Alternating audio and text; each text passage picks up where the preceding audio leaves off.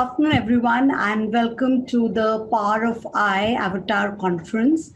It's a privilege to be here to speak with all of you, and I'm extremely excited about how this day is going to unfold. I'm here to share with you my personal story of how I've reached where I have today and what have been some of the transformation moments for me in my professional and personal life. I'm going to begin and speak to you about three stories and link them to really how I see the current scenario and how all of us are coping with the current situation and the pandemic. As I think back, the biggest transformation actually happened for me right at the beginning of my career. I started my professional life working in a factory's environment where we used to manufacture cigarettes, and I used to be the only woman manager in the entire factory. Now that might sound daunting, and it was to begin with for me, but things unfolded in a fairly interesting manner. So I used to be in human resources, I still am. And at that point in time, we had these fairly difficult unions to deal with in the factories. And many a time in the initial phases, they would come with me and they would just exchange pleasantries without really doing any substantial work and go away, which wasn't really the most effective way of going about business. One day they actually came and told me that they can't work with me because they said, look, you're a woman. We've never dealt with a woman. We can't even scream at you. We can't fight with you. We don't know what to do and how to deal with you. And that led me thinking that, hey, there is something that stands as an inhibition between the other party and I, and we've got to break that. And frankly, I was flummoxed, because I didn't know what to do and how to deal with it. And many a time that moment of truth or that revelation comes to you sometimes from an external stimuli. And in my case, it came to me through a mentor who was also an ex-boss of mine, who came and asked me that he said, Urvashi, have you ever thumped your fists on the table? And I thought that was a very strange question. I mean, what correlation would that have with effectiveness? And I said, no, I haven't. And he says, look, that's what the problem is. If you want these unions and these other folks to take you seriously, you have to be able to assert yourself. You have to show that, yes, authority does reside in you and you can take certain calls. And that actually led me to introspect and change the way I worked. From then on, I was not just courageous, but also managed to demonstrate that courage in many ways.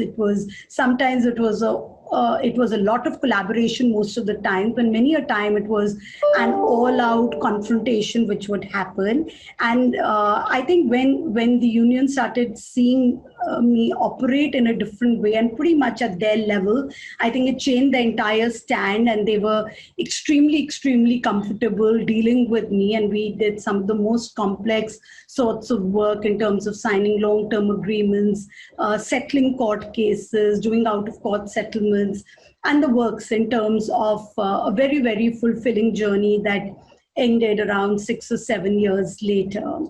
It was at that stage when I moved to Genpact, and that was a new beginning for me because I changed cities. I moved to Delhi and Gurgaon, and it was a big change personally as well. That was 18 years back. I've just completed, actually I will be completing 18 years in Genpact in the next couple of days. When I joined, we were still GE. And it was a very, very different environment. This was not a factory. It was more of a services environment, requiring very, very different skills that one had to deploy. And I think it's always those moments and opportunities where one gets to reinvent oneself that are more fulfilling and helps you constantly transform yourself as an individual, both in terms of how you work, but also developing different perspectives which are more in line with the career of the organization that one is working in. For me, the last 17 or 18 years in Genpact have been extremely interesting. Like I always say, there's never been a dull moment. It's been a journey of constant learning. And it's been a journey of significant transformation personally for me as well. It has been in this tenure at Genpact that I've gotten married. I've got two young kids. One is 11, one is 5. And I haven't taken a moment of rest. I haven't slowed down in my career at all. I have a very, very demanding role. And many a time I sit back and I think about how is it that I'm being able to manage both aspects of managing a family, young children, as well as being able to uh, fulfill all my responsibilities that the job expects me to do. And I think I can only attribute it, one, of course, to my own grit in terms of not giving up and being very clear-headed about the fact that I needed to keep working. And to me, many a time, personal satisfaction and fulfillment was one of the key pillars that helped me make myself a good parent as well, because I always felt if I'm happy, I'm going to be able to make my children happy. But I think it's been largely due to the fantastic culture and the flexibility that Genpact has provided to me as an organization. As a culture, we are very, very diversity-centric, gender diversity-centric. There's a lot of flexibility given. There's a lot of space given to be able to do work at your own pace, as well as to be able to take decisions around your career that you believe are right for you at that moment in your entire life cycle. So I think the environment at Genpact has been fantastic. And that's the only reason I've been able to manage straddling both aspects of my life. It's also been a journey of continuous learning. A lot of you would have heard about our learning platform called Genome, which really harnesses the collective intelligence of the organization and therefore continuously helps one upskill oneself, reinvent the wheel, learn new skills, which keeps you current and it keeps you relevant, which is so, so important in the dynamic times that we live in. So that entire environment of collective learning, constant experiences of different sorts, exposures of different sorts really have helped me grow professionally, as well as have helped me manage a lot of the personal stuff that I need to do. Of course, all of that means that you have that underlying grit to be able to carry on, and that's always something that comes from you within.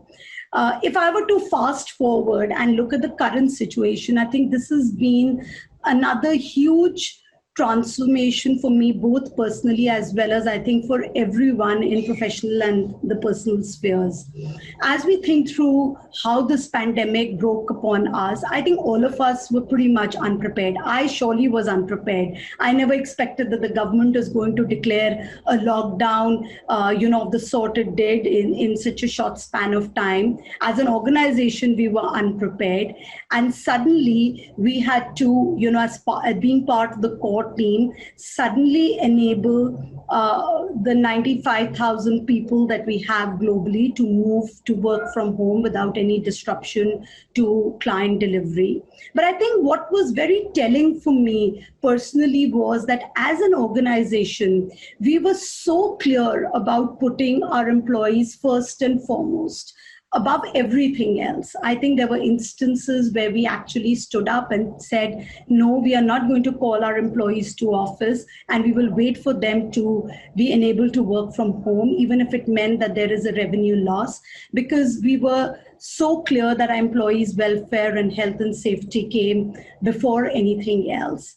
Also, more importantly, I think it was about suddenly bringing about a culture of self-care in the organization. I always believe that one key pillar that had helped us get through this entire pandemic was a strong culture that Genpact has, whether it was around curiosity, it was around courage, it was about transparency, intense communication, employee centricity, but also the fact that we very quickly picked up the fact that self-care was going to be so important in these very, very uncertain times.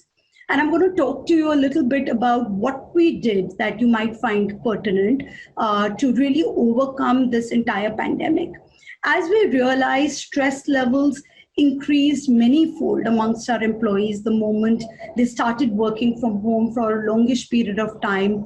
People were torn between managing professional responsibilities as well as personal responsibilities. Some people had children to homeschool, they had elders to look after at home, they had household jobs to do, which were very, very difficult sometimes, managing meeting schedules. So all the schedules you had, all the knowledge that you had pretty much went out of the window, because what you had to rely on was really, a new normal, when you were expected to do many things which are never part of your job description. No one could guide you, and you had to solely rely on your sense of judgment and what was the right thing to do to be able to overcome a lot of situations that got thrown at you day on day. What we also realized that the sense of higher purpose was very, very important. So in order to motivate our employees, we always called upon the higher purpose that they delivered to in the normal in their normal routines and in the delivery of their jobs. For example, we supported the healthcare industry, we supported the banking industry. So if our employees stopped working, a lot of those industries would get impacted, which were actually essential services for many, many people across globally. It was also galvanizing people towards a larger sense of community. For example, indulging in micro volunteering. We fed millions of people during this pandemic to help a lot of folks in the community be able to cope better with what was happening around them. There was a campaign called Adapt and Rise that we unleashed, which really brought together all the 95,000 people across globally to be able to, one, help each other through their experiences through the pandemic, as well as really do stuff which was for the greater good of our clients as well as for the greater good of our community.